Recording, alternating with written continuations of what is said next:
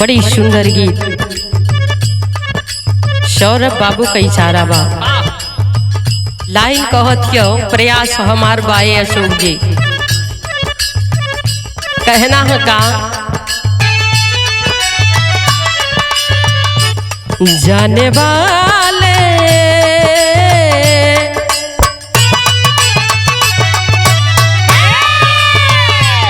जाने वाले ओ जाने वाले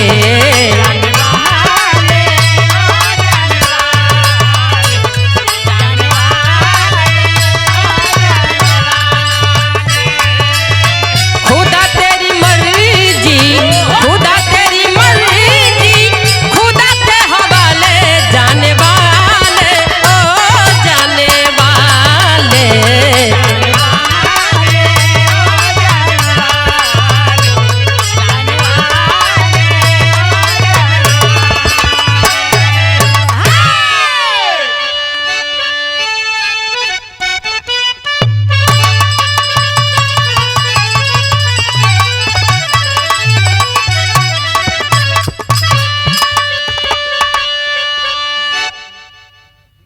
आए मेरे बहुजन समाज के सम्मानित साथियों, आज फिर आप लोगों के बीच में मैं बिरहा लोकगीत मिशन गायिका सीमा कौशल आप लोग के बीच में एक बिरहा फिर लेकर आई हूँ। जैसा कि आप लोगों ने तमाम बिरहा हमारी आवाज में आपने सुना और अपना प्यार दुलार देते आए। हमारे छोटे भाई मन्नत स्टूडियो इरफान बाबू के देखरेख में ये बिरहा फिर जा रहल बा। सुना बिरहा की आप लोग सुनब और सुनला के बाद अपन प्यार दुलार आशीर्वाद असही बनौले रहो और अपने राय के कमेंट द्वारा देते रहो। 4 लाइन भूमिका में कभी लिखत हमन का लिखल गेल मालिक कि ए गुलिस्ता के रक्षक तेरे हाथ से बेरहम दर्द राही जो लुट जाएगा हो के रक्षक बनोगे जो भक्षक अगर खाकी वरीदी से विश्वास उठ जाएगा। कृत्य कुकृत्य तूने एक ऐसा किया क्या पुलिस वालों का ऐसा होगा धर्म ए सूबेदार लिखूं तो कैसे लिखूं नीचिता देखी भरी दी की आती शर्म।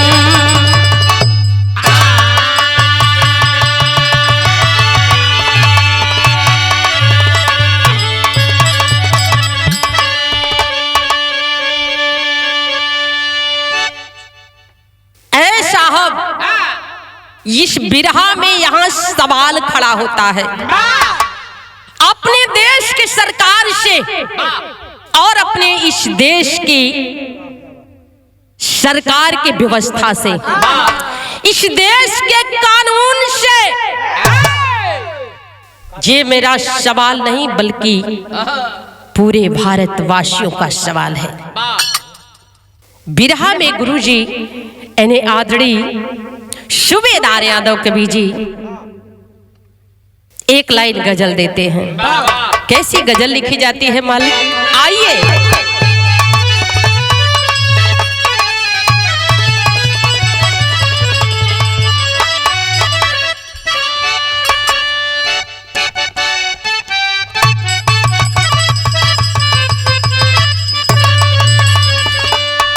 गजल कैसन है लिखत होन ए विनोद भैया का लिखल गई आवा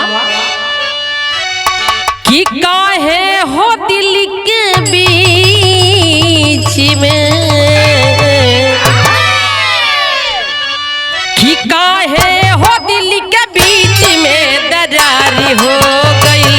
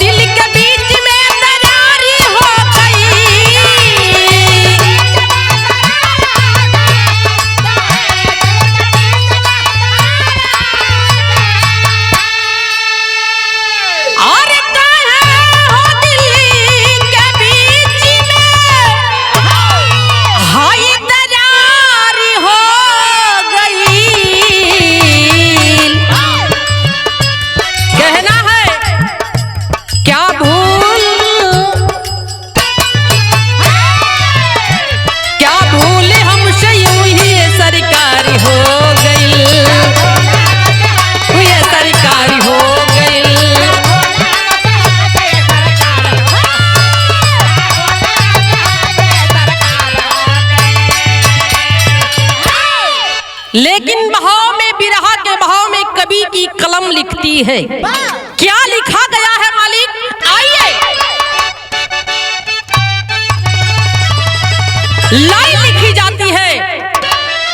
इस देश के रखवाले जो अपने आप को कभी कभी खुदा से ऊपर मानने को भूल कर देते हैं, वहां पर कवि की कलम सवाल करती है। कैसा सवाल है? लिखा जाता है क्या कि वर्दी ने आज वर्दी शर्मसार कर दिया।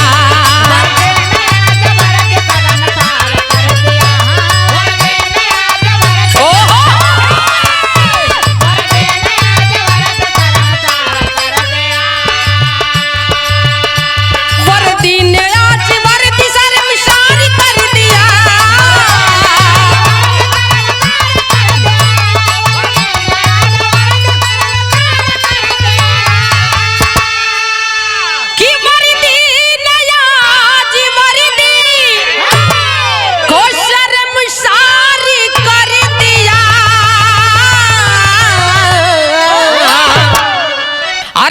करके नीच नीचता को पार कर दिया।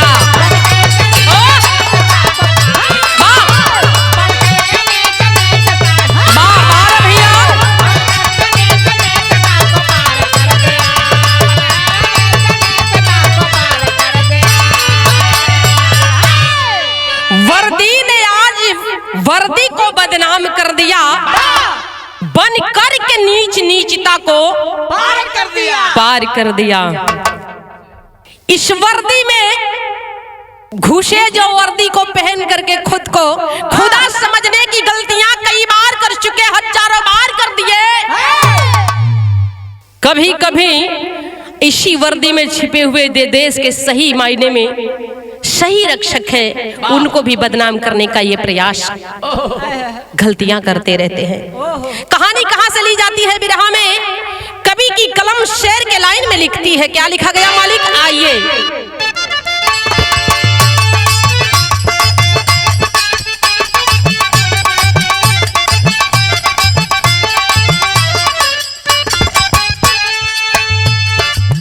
कहूं क्या बात दिल की लज्जा से झुक जाता है।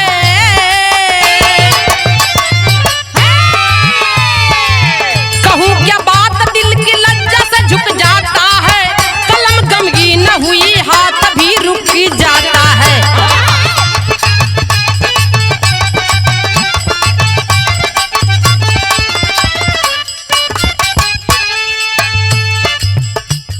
कहानी कहां से लिखल जाती है तनी सा ध्यान दे। बिरहा के सुने वाले भाई हो, बिरहा के सुने वाले हमारे माई बहन, हमारे बिरहा के प्रेमी, आप लोग जरा गौर करिएगा कहानी कहां से ली जाती है, कब की बात बताई जाती है। सारा सवाल का जवाब आपको सही मायने में बिरहा सुनने पर मिलेगा। लिखा जाता है जिला बदायूं में भमुहिया एक गांव सही, दिया घटना को मुजक्किर ने अंजाम वही।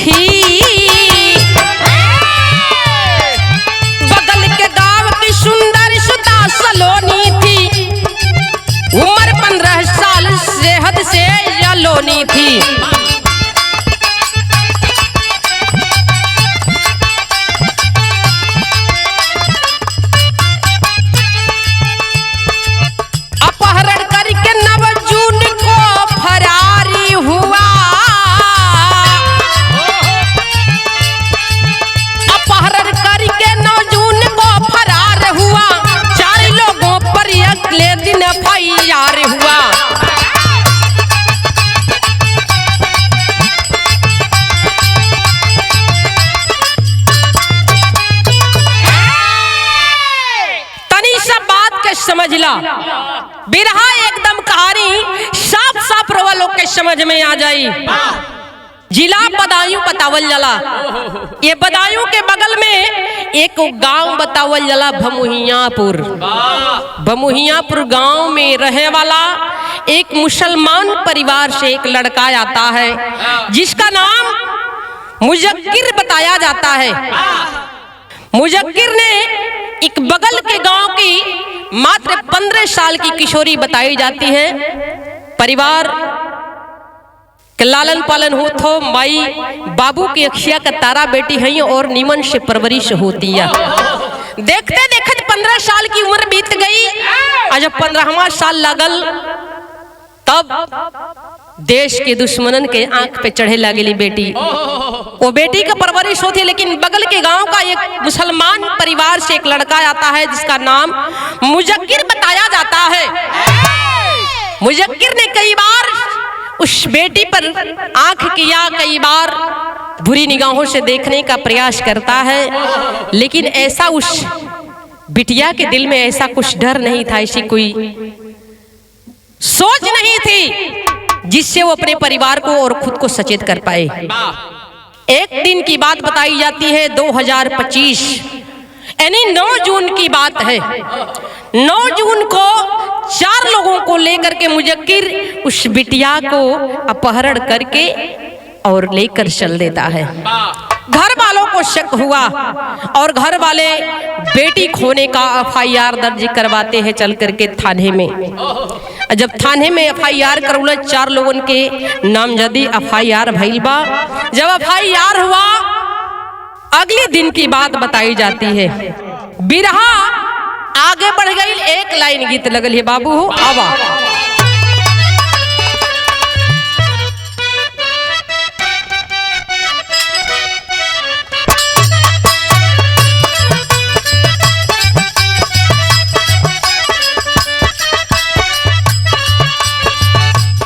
कौनो मेहरारू यही गर्मी में विनोद भैया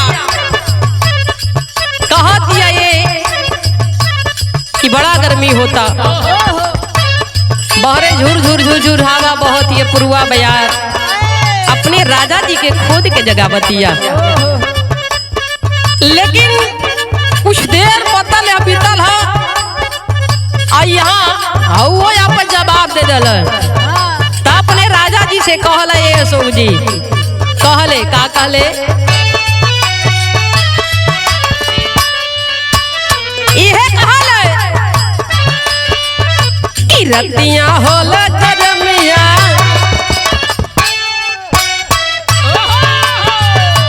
रतियां होला गरमिया नह डोले पवनवा नहार होला गरमिया नह डोले पवनवा रतियां होला गरमिया नह डोले पवनवा। एक लाइन और कहले बता देई का बता देई कि मारे गहर रमी के माले सैया सुते लहा दुआरे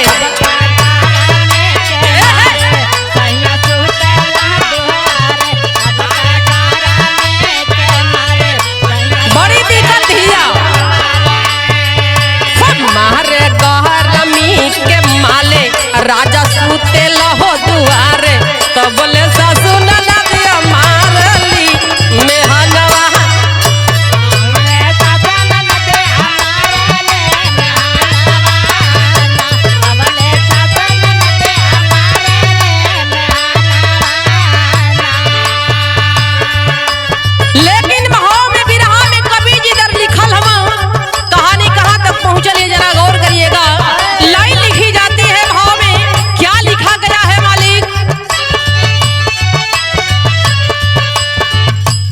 नाही मिलल मदतिया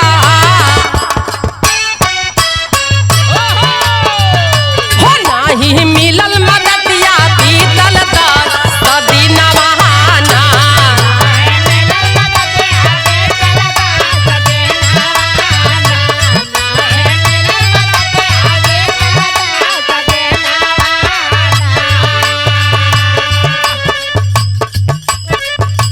जुट के 20 जून के गांव कैले थाने परी घेराव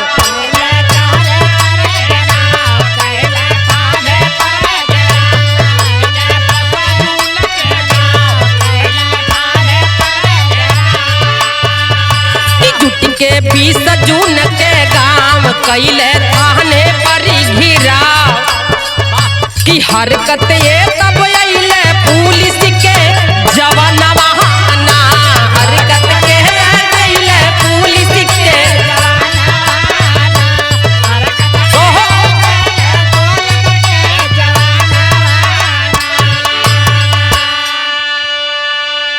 तनी सब बात के समझ ले ये भैया हो बाबू हो।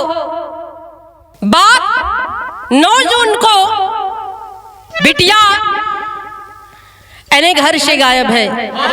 10 जून को FIR होता है 4 लोगों के नाम से दी और 10 जून से धीरे धीरे धीरे धीरे 20 जून आ गई।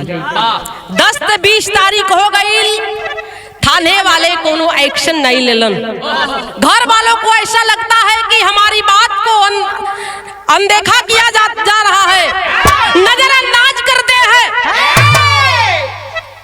आवेश में आकर के गांव के समाज के लोग एकजुट होकर के एक राय होते हैं, बात को विचारते हैं और बात को विचार करने के बाद थाने पर जुट कर जाते हैं कि आप हमें जवाब दीजिए या हमारी बेटी खोज कर लाइए। आप अपनी ड्यूटी से मुंह मोड़ रहे हैं, हमें जवाब दीजिए या तो हमारा FIR लिखा हुआ है तो उसके तहत आप कार्रवाई करिए। जब यहाँ थाने का घेराव देखला तो थाने वालों का हिम्मत हिले लगल, बौखार वही उतरे लगल। कभी कभी हमारे देश के रक्षा भी देश के दुश्मन बन बैठते हैं। आखिर देश के बेटी की सवाल था, देश के बेटी की इज्जत का मर्यादा का बात था। जब घिराव हुआ है थाने का तब क्या हुआ, कहानी आगे बढ़ गई। बिरहा में एक लाइन गीत लगी है बाबू।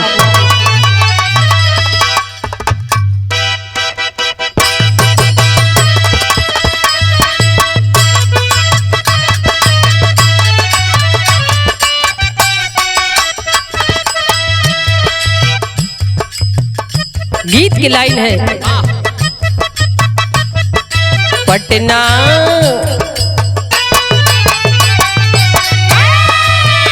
अरे पटना से बैदा बुलाई दा,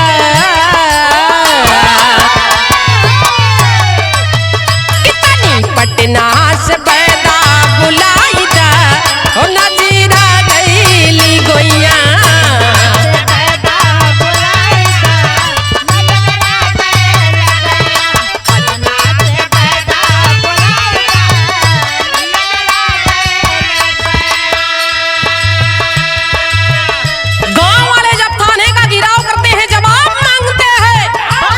कि आप हमारे सवालों का जवाब देंगे या हमारे काम को अंजाम देंगे। अगर नहीं सुनते हैं तो हम आगे कार्रवाई करेंगे। जब गांव वालों का एक्शन दरोगा साहब देखते हैं तब तो दिमाग हिले लागल। कैलन का सोचत हमन का,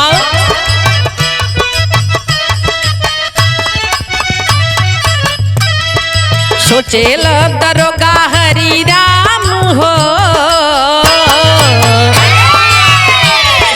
सोचेल दरोगा हरि राम हो, चल के पतवा लगइबे।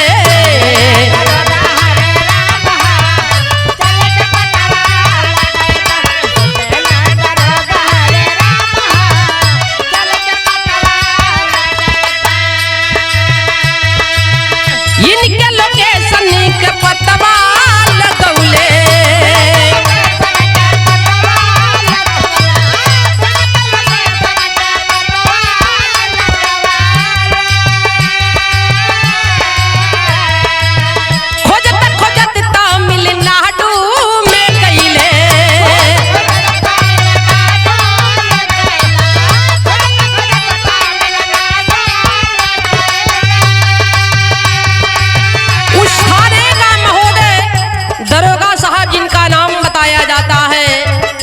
हरि राम जी। जब जनता का गांव वालों का एक्शन देखते हैं दिमाग हिलने लगता है, कार्रवाई को आगे बढ़ाते हैं कि मुझे कुछ मोहलत और दे दीजिए, मात्र 2 दिन 3 दिन की मोहलत मुझे चाहिए और मैं आपकी लड़की सही सलामत ला करके आपके हवाले करूंगा, ये मेरा वादा है। जब एक्शन पर अइलन मोबाइल पे देखे लगना लोकेशन कि आखिर उस बेटी को अपहरण करने वालों की गति लोकेशन के हिसाब से लोकेशन बताता है कि उस समय तमिलनाडु के अंदर है। दरोगा साहब एक्शन लेते हैं, तुरंत अपनी ड्यूटी पर जारी हुए। करते क्या है, इनके लोकेशन के पतवा लगवले,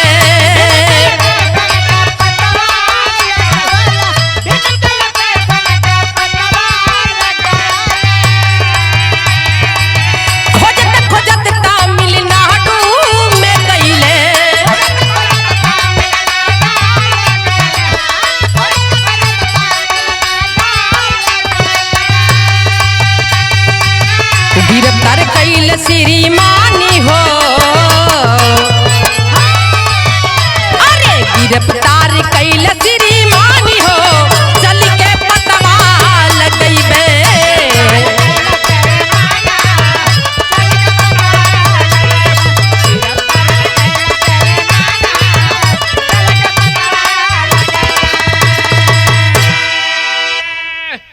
ए भैया दरोगा साहब अपनी ड्यूटी पर जारी करते हैं, अपनी कार्रवाई को आगे बढ़ाते हुए लोकेशन को सर्च करते हैं कि आखिर बिटिया को अपहरण करने वाले, गायब करने वालों का लोकेशन क्या बताता है। मोबाइल द्वारा लोकेशन बताने लग गया कि उस समय तमिलनाडु के अंदर है।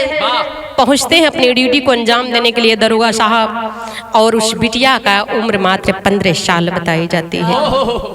जब 15 साल की उम्र की बेटी को सुनते हैं दरोगा साहब, मन में तो बड़ी हौसला थी कि हम अगर इस बेटी को ला कर दे देंगे तो शायद इस ड्यूटी पर बाइज्जत यहाँ रह सकेंगे, इज्जत मर्यादा के साथ, अन्यथा गांव वाले जुट के हिसाब किताब हमार बिगाड़िए दी हम।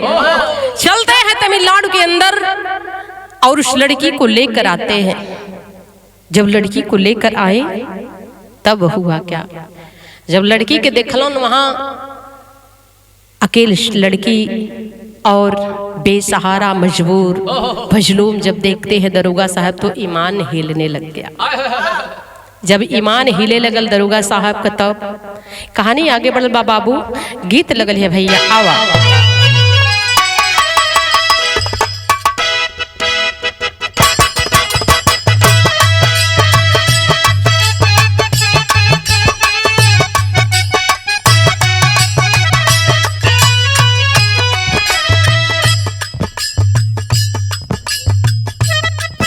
पहले समय का गीत बा अशोक भैया, एकरा के बड़ा लहा के रउआ गाविला, प्रयास हमार बा, हमरे गुरुजी के हिसाब किताब तो देखबे करी ना, उनके गीत से ना पॉइंट से मतलब रहेला, बहुत ज्यादा विशेष गीत पर ध्यान नहीं देना। मैंने बिरहा के राष्ट्रीय अध्यक्ष माननीय राजकुमार यादव जी की बात मैं कर रही हूँ। आपको तो कोनो जवाबे नहीं थे अनिल बाबू, प्रयास हमरो हो। उस समय गावे गवैया बड़ा लहा के गावे गीत के, हाँ तब पुराने चीज में बड़ी दम होले। सौरभ बाबू कहना होगा, आंगने में फूले फूला,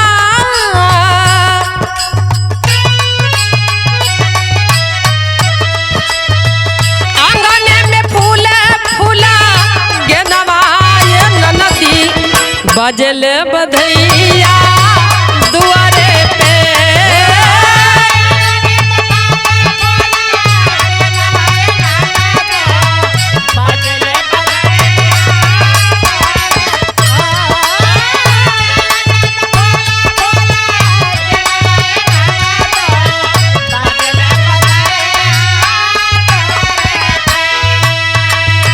लेकिन जब दरोगा साहब लेके वो बिटिया के आयल बढ़ल तब ये ईमान डोलने लग गया, ईमान हिल गया, ईमान फिसल गया। मैं सवाल करती हूँ इस वर्दीधारियों से जो आज बेटी बचाओ बेटी पढ़ाओ का नारा लगाने वालों से, ये मेरा सवाल है। उस समय हुआ क्या बताया गया, लाइन है, क्या लाइन है बाबू, लड़की के लेके अइले थनवा ये बाबूजी,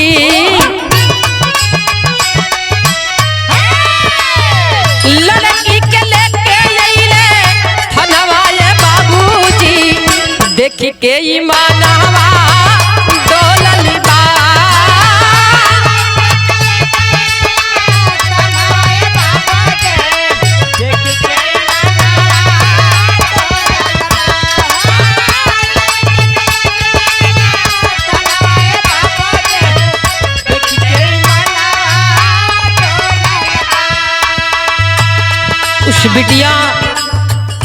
उसको बाह पकड़ते हैं दरोगा साहब, चलो मैं तुम्हारे माँ बाप, तुम्हारे परिवार, तुम्हारे परिजनों से मिलवाऊंगा। मैं तुम्हें बाइज्जत तुम्हारे परिवार के यहाँ पहुँचाना चाहता हूँ। बिटिया चल दी है रोती सी शक्ति और अकेला को महसूस कर रही। वो 15 साल की बेटी, आखिर कितनी हिम्मत होती है। लाइन मेरी कहती उस समय करते क्या है दरोगा साहब?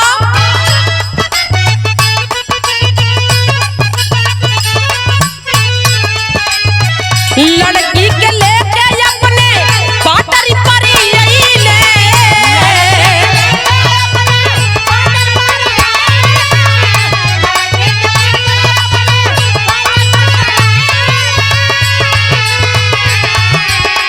लूट के इज्जतिया के, लूट के इज्जतिया के योजना बनवा ले।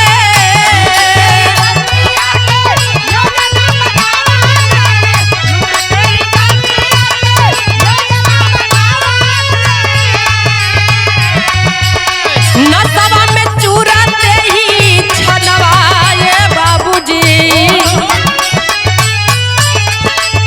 नसवा में चूराते ही छनवाए बाबूजी। देख के ईमानवा डोलली बा हो,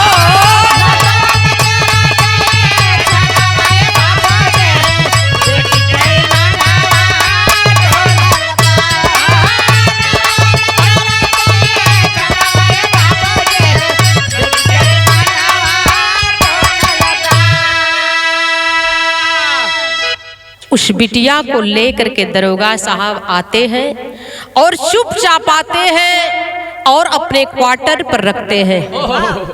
जबकि कोई ऐसा मामला होता है तो थाने पर या हो या चौकी पर हो, उसे सीधे परिजनों को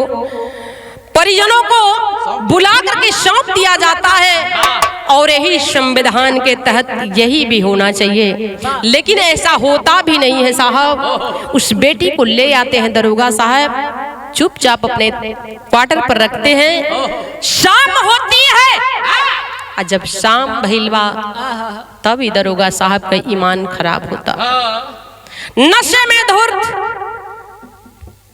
और शराब के नशे में चूर दरोगा साहब जब आते हैं तब उस लड़की के साथ करते क्या है, जोर जबरदस्ती से हाथ पकड़ करके कहने लग गए कि 10 दिन तक तो तुम वहां थी, तुम्हारे साथ ना जाने कितने लोग सोए होंगे, एक बार मेरे दिल की भी प्यास बुझा दे। शर्म आती है ऐसे प्रशासन को, शर्म आती है ऐसे देश में रहने से कि कभी भारत सोने की चिड़िया कहने वाला, कभी भारत सोने की चिड़िया कहा जाने वाला, ये भारत चोरों का देश हो गया है, पापियों का देश हो गया है, गद्दारों का देश हो गया है। ये हमारी आवाज, हमारी एक पीड़ा है। उस बेटी के प्रति इसकी नजर इतनी गंदी होती है कि लेकर के बाहों में समेटने लगता है कि आ जाए एक बार, मुझे भी मेरे मन वाली कर लेने दे। अच्छा, जोर जबरदस्ती करता है। वो बेटी रोती बिलखती सिसकती पांव पकड़ती है, दरोगा साहब मुझे क्षमा कर दीजिए, मुझे मेरी मम्मी पापा मेरे परिवार को बुला करके मुझे मिलवा दीजिए दरोगा साहब, मुझे मेरे साथ ऐसा मत करिए। लेकिन बदसलूकी की सारी हदें पार करते हुए करते क्या है, कहानी आगे बढ़ी है। बिरहा में एक लाइन गीत लिखी गई बाबू,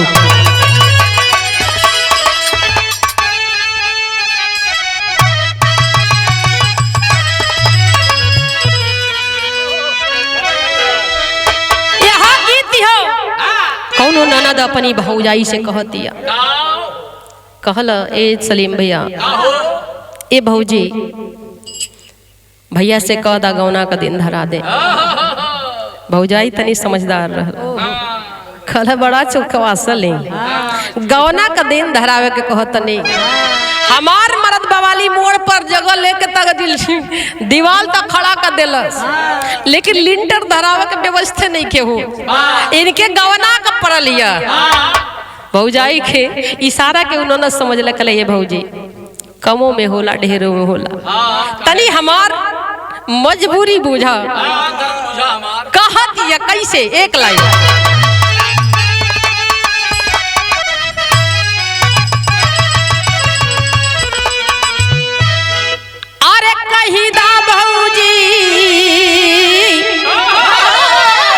भैया जी से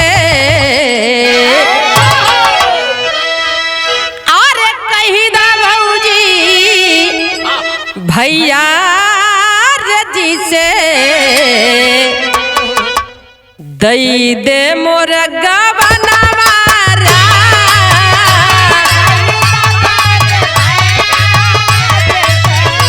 दई दे मोर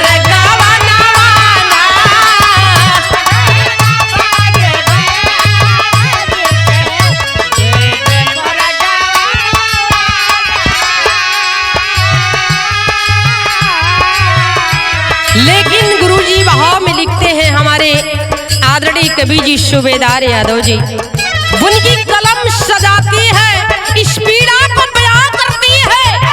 लिखा जाता है, क्या लिखा गया?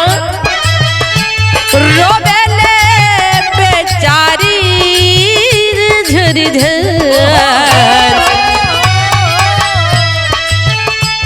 रोबेले बेचारी हो झरी झरी बरसेला नया नवारा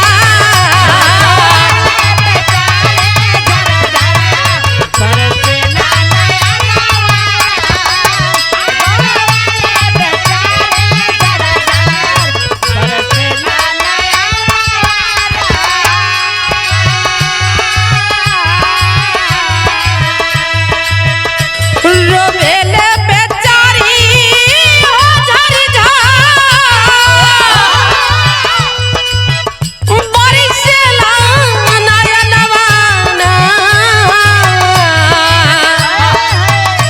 जिनी लुटी है साहब जिनी लुटी है साहब हमरो ईमानवाना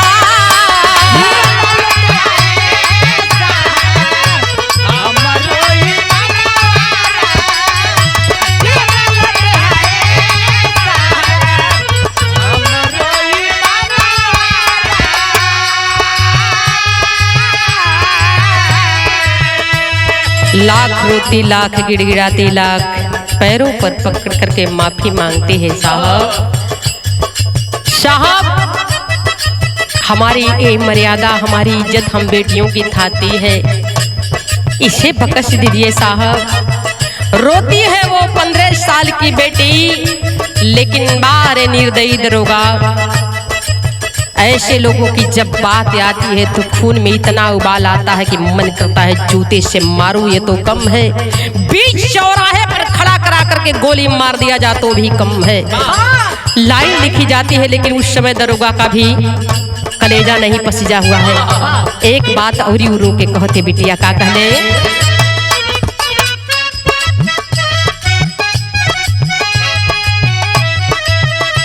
लाख देती रही गईली अबला दोहैया अबला दोहैया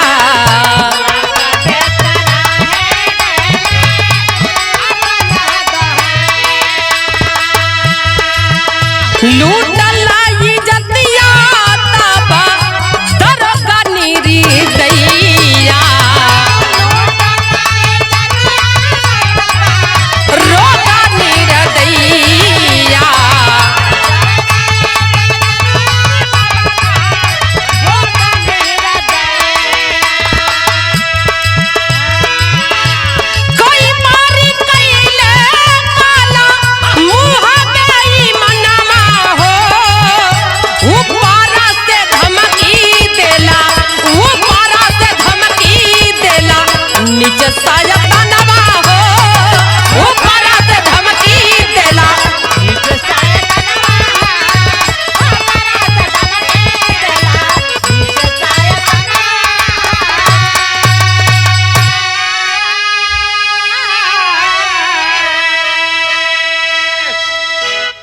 लाख रोती है बेटी, लाख गिड़गिड़ाती है साहब। हमारे इतने न गलती बा साहब कि हमके दूसर के वो हमरा के ना जाने में उठा के ले गए साहब। और आप इस थाने का दरोगा होते हुए भी इतनी बड़ी कुर्सी पर बैठते हुए साहब, मर्यादा के मेरी थाती को बख्श दीजिए साहब, ये हम बेटियों की थाती इसी मत लूटिए साहब। चूंकि 10 दिन में थी, चाहे जिनके साथ भी थी, लेकिन मेरे साथ ऐसा दुष्कर्म नहीं हुआ। आपने नीच की हद पार कर दिए, लेकिन कहाँ मानत हुआ। दरोगा के तो वर्दी का गर्मी रहल, यहाँ वर्दी की गर्मी, रुपये की गर्मी आदमी को पागल बना देती है। खुद में इतना जुनून है और खुद पर इतना भरोसा है कि हम कुछ भी कर देते हैं देश के बेटियों के साथ, देश के बहनों के साथ, देश के साथ, गरीब मजलूमों के साथ। हमारे साथ क्या कोई FIR दर्ज करवाएगा क्या? बेटी के साथ लाख मना करने के बाद कई बार वो कुत्ता मुंह काला किया, लेकिन उसके बाद उस बेटी को समझाता है, धमकी देता है कि अगर बाहर जाकर के कोर्ट में अगर पेश होगी तो मेरे प्रति अगर मुंह खोली तो गोली मार दूंगा, और साथ साथ तेरे घर वाले भी जिंदगी भर जेल में सड़ते रहेंगे। बेटी को धमकाता है, डरवाता है, लेकिन वो रोती हुई बिलखती अपने दर्द को दफन करते सीने में। हुआ क्या, कबीर जी टेरी के भाव में लिखते हैं,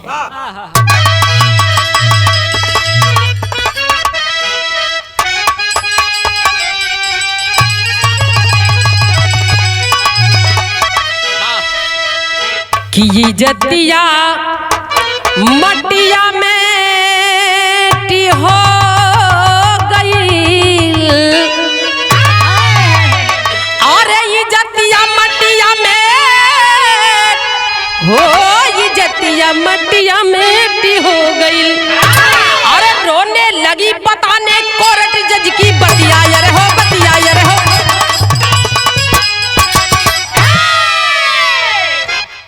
लाख बताता है, लाख धमकाता है, लेकिन वो बेटी जब परिजनों से मिलती है, परिवार में पहुंचती है, तो सारी अपने साथ हुए हैवानियत को अपने परिजनों से जब कहने लगी रो रो करके कि मैं 10 दिन तक थी, लेकिन मेरे साथ कोई दुष्कर्म नहीं हुआ। यहाँ थाने पर जब दरोगा साहब मुझे लाए हैं, तो मेरे साथ रात भर मनमानी किए, कई बार मेरे साथ घिनौना काम किए, कई बार मुझे उस दुख दर्द से, उस दुखों से मुझे मजबूर किए, जिन्हें बताने में मुझे बहुत शर्म आती है। पापा, मम्मी पापा से रो रो के बिटिया कहे लगल, तब माई बाबू परिवार गांव के लोग बौखलाइल बा।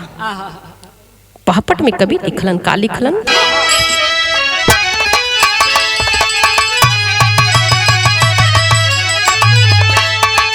अरे जज साहब से कहन लगी दस्तानमा तनमा कांपेला। ए बाबू, जज साहब से कहन लगी दस्तानमा तनमा कांपेला, और लूटे दरोगा साहब मोरी मनवा तनमा कांपेला।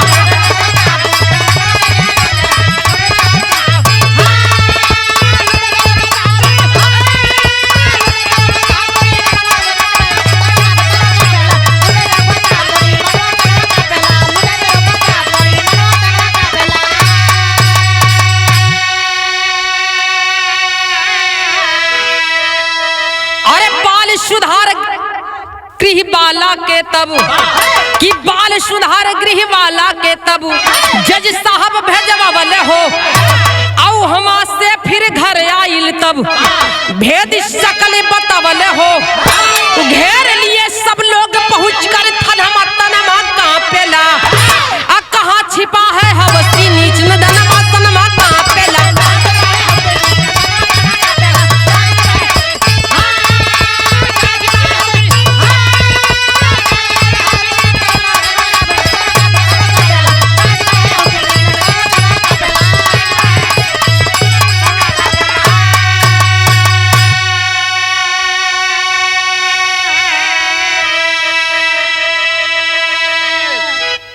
चलती है वो बेटी, जब कोर्ट में अपनी बात को रखती है, जज साहब पूछने लगे कि बताओ बेटा, तेरे साथ जब 9 जून से तुम्हें अगवा किया गया, अपहरण किया गया तेरा, तो 20 जून के बाद तुम्हें खोज कर दरोगा साहब लाए हैं।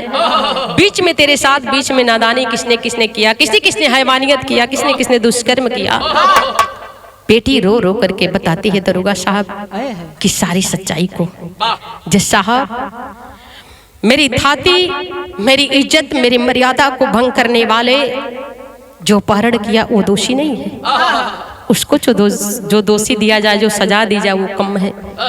लेकिन जो दरोगा साहब देश के रक्षक बने फिरते हैं, आज दरोगा की कुर्सी पर बैठे हुए संविधान के तहत बातें करते हैं, हमारी इज्जत को तार तार कोई और नहीं बल्कि दरोगा साहब ने किया है। चोरी चुपे ला करके मुझे क्वार्टर पर रख करके अपने, और रात में दारू के नशे में मुझे मेरे साथ हैवानियत की सारी हदें पार कर दिया। जब सारी सच्चाई को बिटिया रो रो के बतावे लगल, जिस साहब ने जब देखे सोचे सुने तो एक्शन लिए। जब एक्शन लिए तो ऊपर से दबाव अवत है, दरोगा साहब को बहुत कुछ न किया जाए, थोड़ा हिसाब में रखा जाए। तो इस देश को बंटवारा करने वाले, देश में मतभेदता फैलाने वालों से मेरा सवाल है, इस देश की बेटी का कि शर्म आनी चाहिए। वही कर्म वही कुकर्म अपनी बहन बेटी के साथ जरा करो, देश के कुत्ते, देश के दलालों, तो समझ में आएगी कि गरीबों का पीड़ा क्या होती है। आल्हा के भाव में कभी लिखलन का लिखल गई।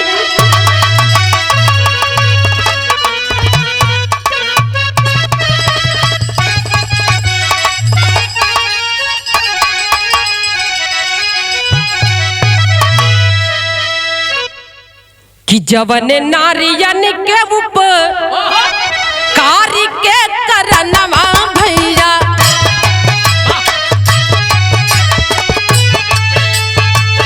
दिहले बाबा साहब जी विशेष संविधान।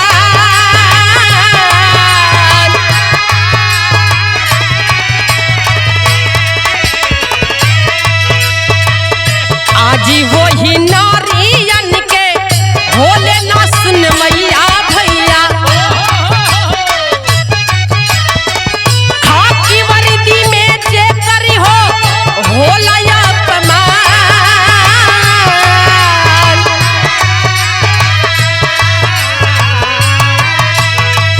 खाकी और खादी बनले देश के मुदैया पंचो,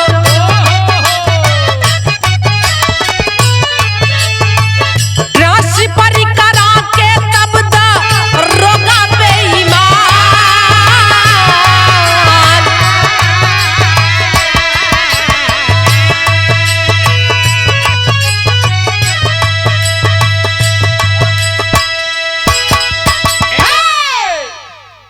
जब पीड़िता के बात को कोर्ट में बयान देती है, जितने लोग सुने, आसपास के गांव के सगी संबंधियों ने सारे ने थाने को घेराव करिया।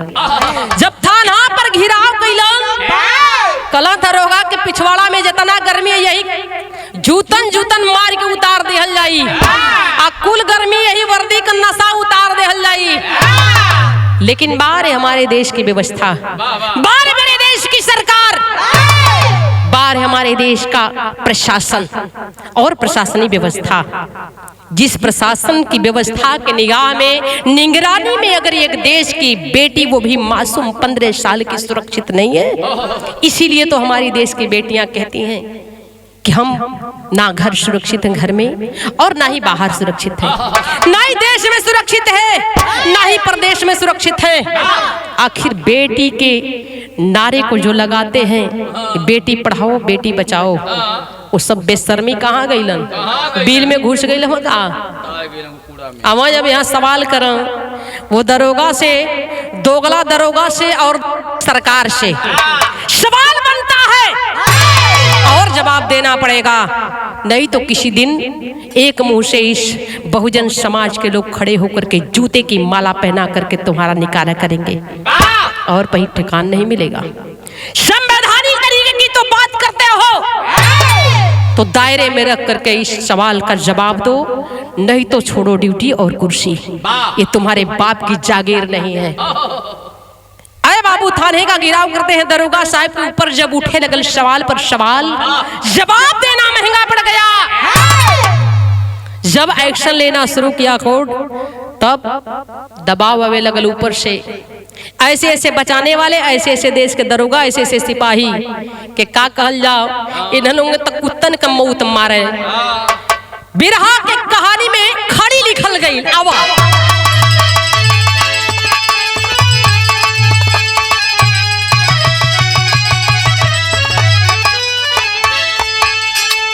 अरे वर्दी में दरोगा जी जब करी है कांडवा, वर्दी में इस वर्दी के ऊपर सवाल खड़ा होता है। इस देश के बेटियों का सवाल है, इस देश के रखवाले वालों से, देश की प्रशासनिक व्यवस्था से, देश की सरकार से और इस सरकार चलाने वालों से। वर्दी वाले और खाकी वाले, इन दोनों से सवाल है मेरा।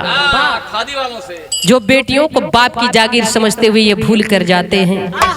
लाइन लिखी जाती है क्या? अरे वर्दी में दरोगा जी जब करी है कांडवा, कैसे लाल किला पर फहरी मोर तिरंगा झंडवा।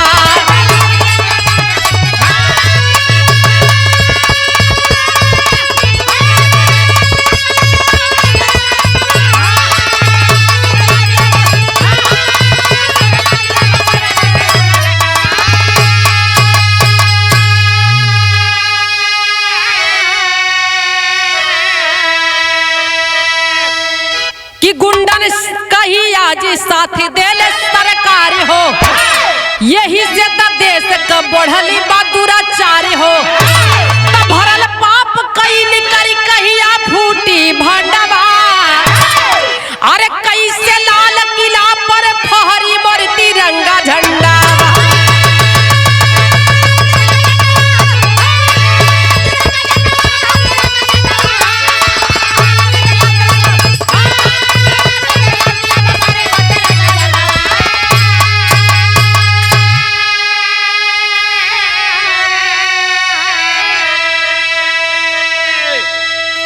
इस दुष्कर्मी दरोगा के प्रति कोई एक्शन नहीं लिया गया।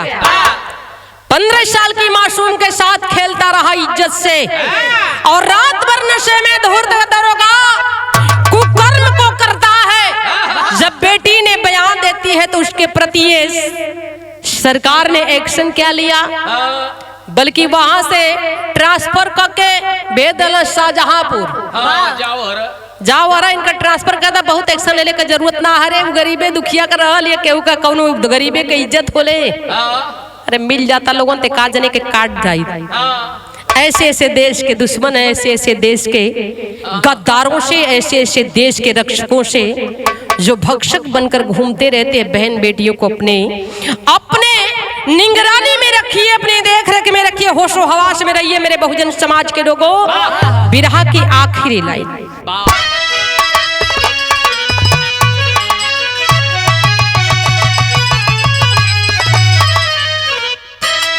कि गुरु बिहारी गुरु गणेश ना पाक होगी वर्दी, कभी चंद्रिका सूबेदार कब रुकेगी गुंडा गर्दी।